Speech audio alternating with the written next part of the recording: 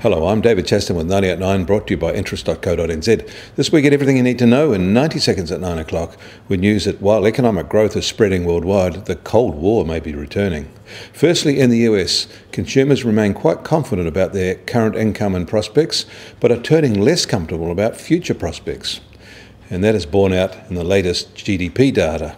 US economic growth in the June quarter came a little higher than the modest levels expected at 2.6%. This is at a level that about the average for the past 5 years.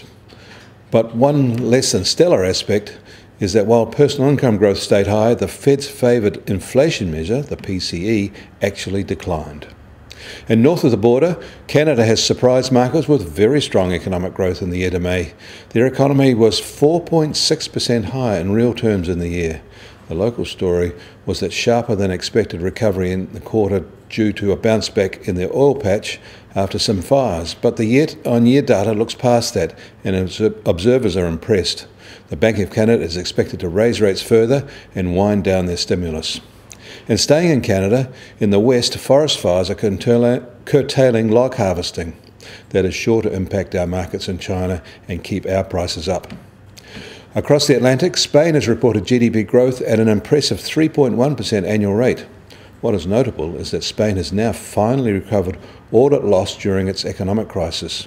It was one of the core sufferers of the GFC due to a major housing boom meltdown. And Russia said overnight that they are poised to retaliate aggressively against new American sanctions on Moscow. Those measures are a response to their bold interference in US presidential elections. Ironically, President Trump is expected to sign them into law, mainly because he has been trapped by Congress into doing so by an overwhelming vote that is veto-proof. China is moving to upgrade its regulation of its insurance industry. That has been a sector which has used its premium income to make wild investment bets worldwide. However, Beijing has had enough of its insurance cowboys and is now reining them in. In Australia, the opposition Labor Party has announced a policy to tax distributions from family trusts at a 30% rate. The idea is to prevent the wealthy from splitting their income to avoid the high rates of tax. Apparently this rort is very widespread, and the party estimates that it will recover $17 billion in taxes over the next 10 years. In New York, the US Treasury 10-year yield will start today a little lower at 2.29%. The price of oil rose again over the weekend by about $1 and is now just under $50 a barrel, while the Brent benchmark is now just over $52.50 a barrel. The price of gold is up sharply, up $20 to $1,269 an ounce. And the Kiwi dollar will start a little higher at 75.1 US cents.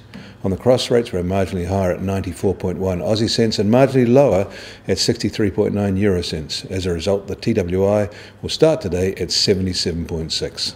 I'm David Chaston. That was 90 at 9, brought to you by interest.co.nz.